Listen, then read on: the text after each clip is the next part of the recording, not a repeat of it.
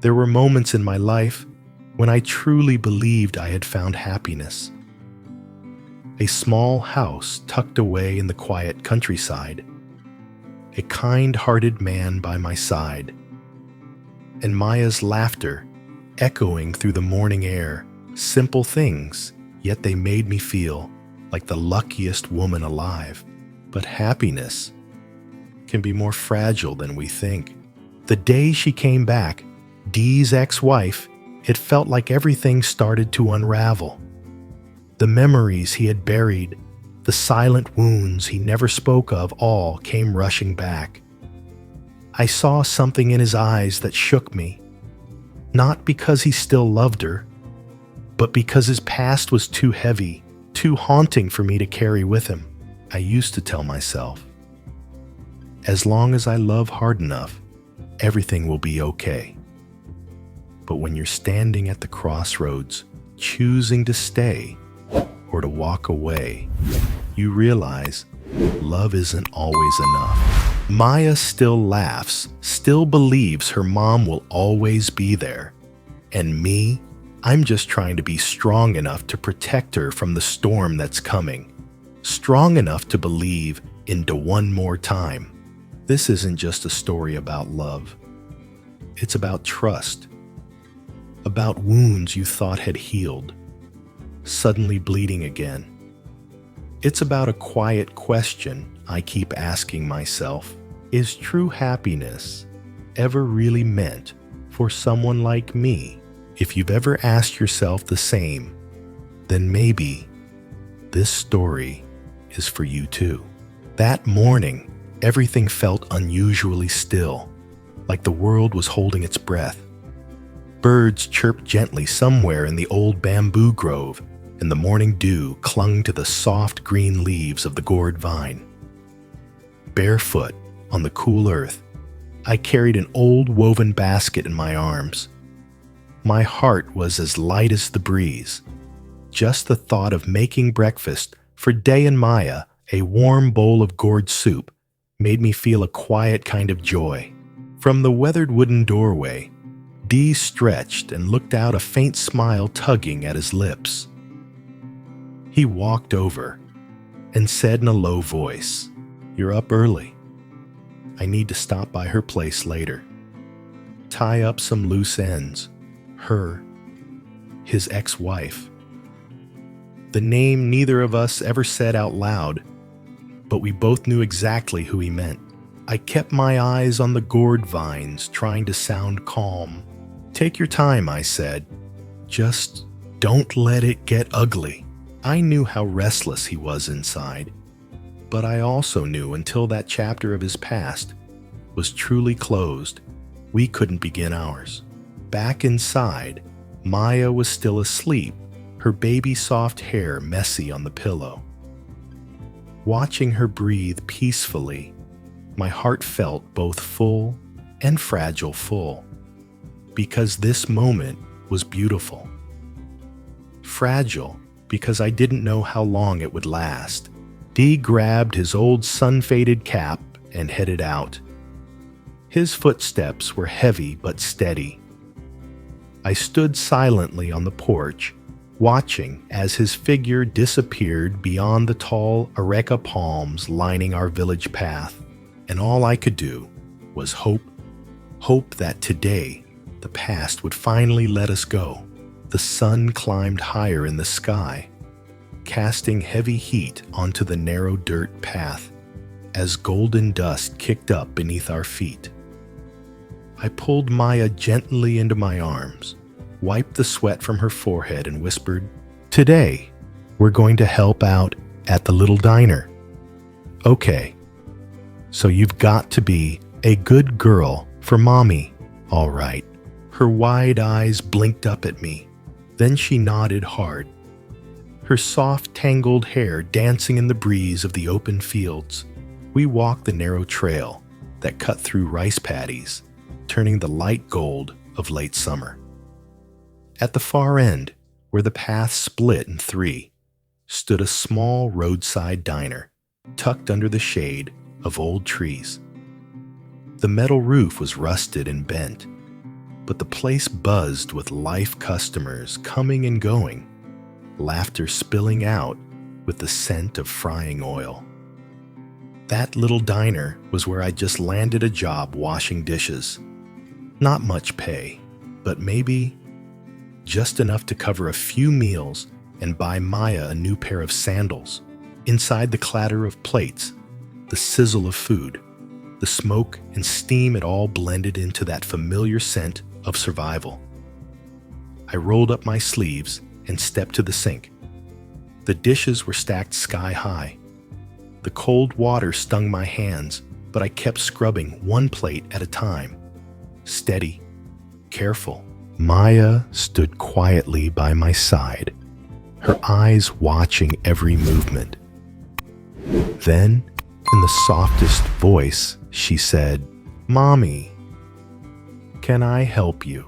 I froze, turned to her, and in that moment, her innocent smile, those tiny hands reaching out to help my heart, both ached and overflowed. I knelt down, wiped her hands clean, and pulled her close. "You can stay right here beside me," I said softly. "But don't let the water splash on you, okay?" And right there, in the noise of a crowded diner, amid the clanging of dishes and the haze of kitchen smoke, I felt something I hadn't felt in a long time. Peace. Life has never been easy. Not for me. But in that single moment, watching her smile, everything else just melted away. The road leading to Tui's house, Dee's ex-wife, was so quiet he could hear the wind rustling through the areca palms by the gate. It had been years since he last set foot here, but everything looked just as it did the day he left the weathered bamboo fence. The moss-covered tiles, the small, silent front yard. But inside, Dee every step felt like he was dragging a mountain behind him. He held a small gift bag in his hand, not for Tui, but as a final gesture of respect. Respect for the years they once shared, and for her parents, who once called him son. The old wooden door creaked open. Tui's mother stood there surprised at first, but her eyes quickly softened. "Dee, is that you come in, dear?" He gave a small nod and stepped through the threshold. The faint smell of kitchen smoke filled the air, familiar, nostalgic, and painful. She sat down across from him, her eyes searching his face. Dee clutched the bag tighter, took a deep breath, and spoke in a low voice. "I came today to talk to Tui, to end things for good." She stayed silent, just gave a quiet nod. He continued steady, but with a trace of sadness in his voice. "She's come back, but I've already made my choice.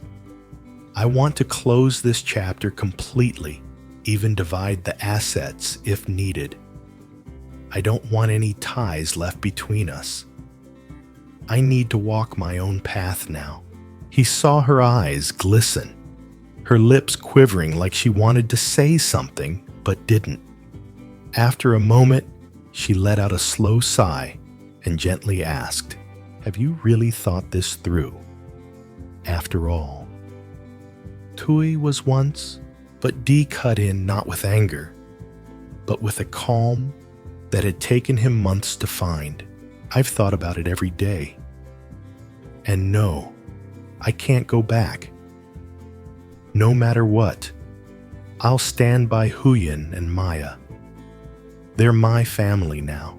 For a moment, everything went still. The wind outside, the distant chirping of birds, it all faded into the background.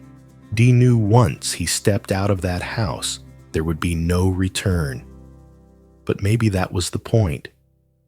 Maybe only by doing this, he could finally be free. And Huyen and little Maya could finally have the home they deserved.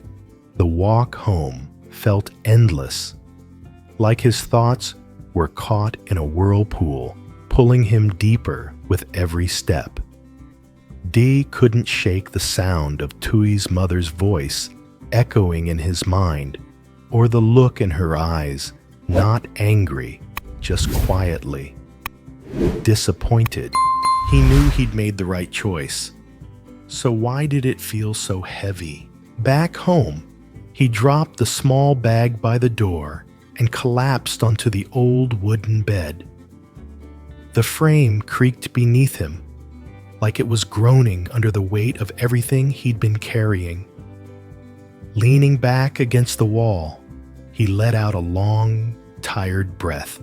All I ever wanted was to let the past go, so Huyen and Maya could finally have peace, so I could finally breathe. His eyes drifted toward the window, where the rice fields shimmered in the hazy noon light. The sky stretched wide and endless, yet somehow his heart felt tight confined.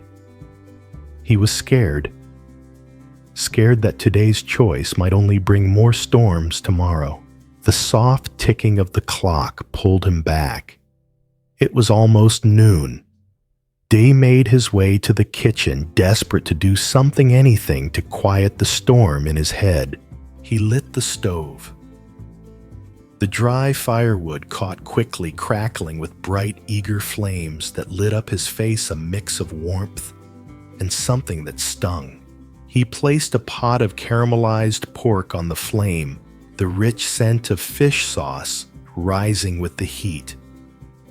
In another pan, tofu sizzled in hot oil, turning golden and crisp one piece at a time.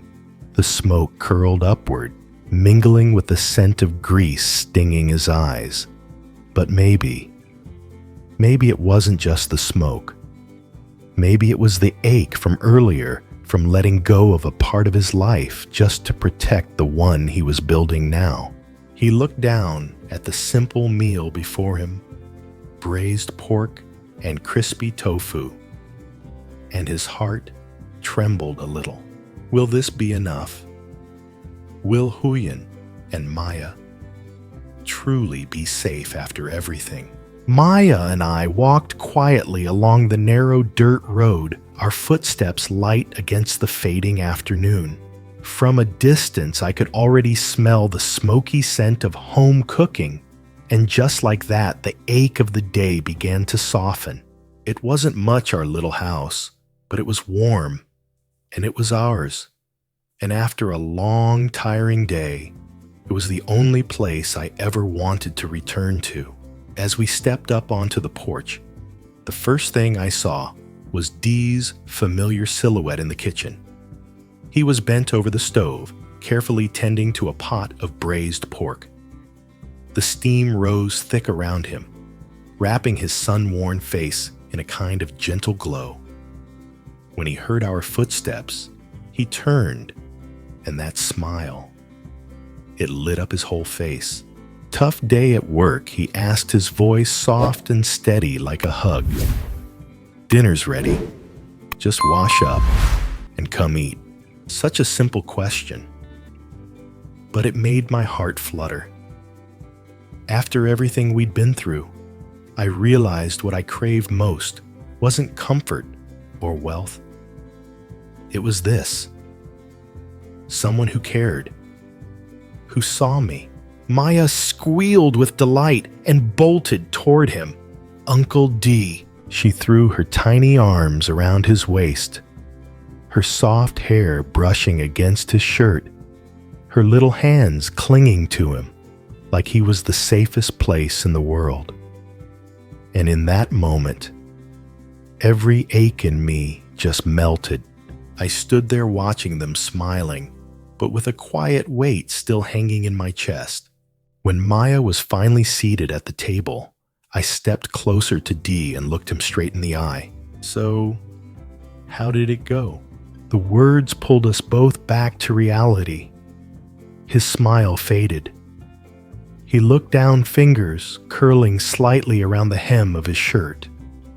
His eyes, once warm, now shadowed with something heavier. I I'll need more time, he said softly. She wasn't there. I didn't get to see her. The air shifted. Silence settled in. I didn't say anything right away, not to judge, not to question, just to understand. Because I knew some doors don't close all at once, but still, somewhere deep inside me, I made a quiet wish that no matter how long this takes, please, just don't let go of this hand.